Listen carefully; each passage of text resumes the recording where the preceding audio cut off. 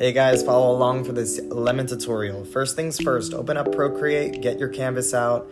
I'm clicking on the top Actions button and then Reference. And when I open it, I can import an image from my library. So I go and I get my lemons that I got from Google, and I start by grabbing the gouache brush. It's just really easy. I do this even when I'm actually painting, and I just put down general shapes, general colors. There's no need for perfection. I prefer being messy. So on your first layer, that's what you're doing. Just throwing in all your shapes. Next thing I did is I grabbed the syrup brush and I started a new layer and then started doing my outlines. This is the fun part where you can begin to do some editing. You can reposition some shapes that obviously are off. For example, my circle where the chopped lemon is in a totally different position than what I did for color. But that's what you do here. All right, so that's my next step. The third step is that after you've laid down all your lines, you're going to grab your color back, start a new layer, and grab the soft brush. And then, actually, I think I'm using gouache still. So we're gonna use gouache. We're filling in the general colors now. So now we're coloring in our shapes. Again, does not need to be perfect. Getting my green out. Gouache is great because if you press down hard, it's nice and opaque. If you keep it nice and light, of course, it's transparent. And I just keep kind of layering until I feel like I've hit a general idea. So as you can see, I don't like staying in the lines. I like keeping it loose. It allows me to stop overthinking. It's really when you begin to grab other brushes further into the process that you can get the major details. But for now, it's just color. What are those major clear colors? Right now we got orange for the shadows. I'm deepening it to add some shadow onto the floor. You know, it gives it some weight when you add shadows. That's one of my favorite things, is seeing shadows come into a painting. Let's see, we're gonna do some more orange. Okay, so we're adding in for the chopped portion. Again, you don't have to count. We're not doing it exact. We're not doing a realistic piece. We're doing a expressive version of these lemons. So sometimes I am changing the brush size, the brush, depending on what kind of lines I need. So when I was adding in those white lines, I was using a sharp syrup brush again, and that was allowing me to get those sharp lines, and then going back and forth between gouache and everything. So I'm cleaning up some of the lines, which you can do at any point, which is why it's great to have different layers. Right now I'm adding some detail with some scribbles going in on that slice. It's good to have lights and darks, just because it represents lights and darks, your shadows.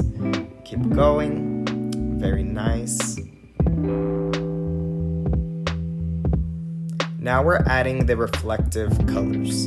So it's not always going to be the same color as your shadow. Sometimes it's going to be just a reflection of something else. So it was nice to add a white to that orange. Now what you saw here was that I grabbed the soft brush and I began adding lights and darks again. So now this is the point where you begin to see form. I grabbed a smaller brush, started a new layer. This is when you can add texture. All I'm doing is adding dots. Once the dots are done, I'm actually gonna go back on the filter and allow it to be a little bit more transparent than what it is, and that'll allow that texture to kind of just soak in to the character of the lemon. After that, let's see what I'm about to do here. It looks... Okay, so we're darkening the shadows on the floor.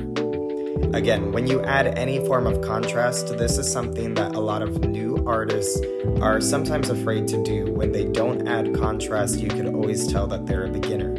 And by always, I mean, okay, maybe not always, but it is great to add contrast. That means that you are courageous and bold enough to do so. So I love contrast.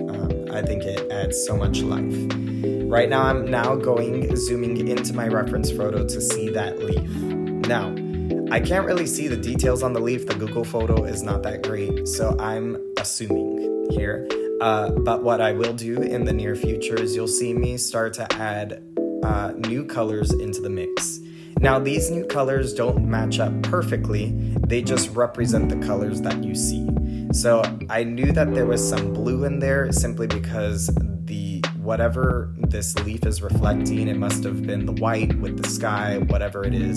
So I thought a more blue or green would work out for that. Is it the exact green? It's not. But it's a green that I love that just represents a reflective green. I went back into my black lines layer, which was the outline layer, and just started adding some more lines that I enjoyed. I'm starting to add some sharp white lines, probably with the syrup brush again, and those represent very harsh reflections, and you don't really see them in the photo, but I like them stylized. So I have my sharp darks and I have my sharp lights, and then I also have my soft darks and my soft lights. And so as you can see, I'm adding some more details to that chopped lemon. And one thing that I love is that white is in one layer, so I'm able to now add shadow right behind that white layer all together with the soft brush. So that's why I absolutely love doing layers. If you have not used Procreate, that is a very fun feature. Make sure every time you add something new, some new idea, that it's just on a new layer. You could always merge them later, but you can never separate them. And so I encourage you to practice being consistent with adding those things. Okay, time for the fun. I started a new layer. I grabbed some textured brushes. One is a flicker, another one is going to be a dry brush, I believe. And this is the point where you could just have fun. Go bananas, make it feel like you just, squirted that lemon slice into a drink or lemonade or whatever it is, and just add in these brush strokes. They add so much life. I cannot just do a pretty painting, I have to do an expressive piece. Now you're going to click Actions, Canvas, and you're going to crop and resize, right? So crop is to make smaller, resize, make bigger. So I just added some edges to the side. I didn't make it perfect.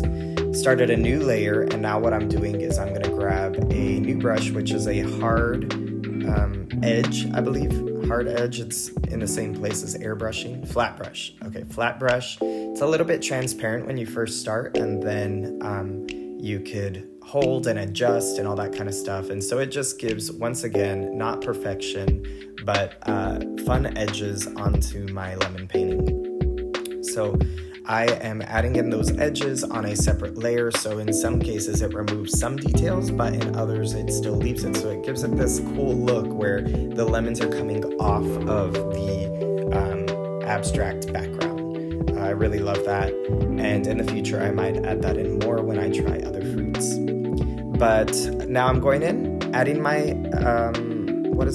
my signature with a pencil. But I don't think the pencil worked. I think I ended up using the syrup brush again. And then I just clicked lasso, I wrapped it around, and I kept it on uniform and made it smaller. And that just made it look like a beautiful postcard. Stay tuned for more projects.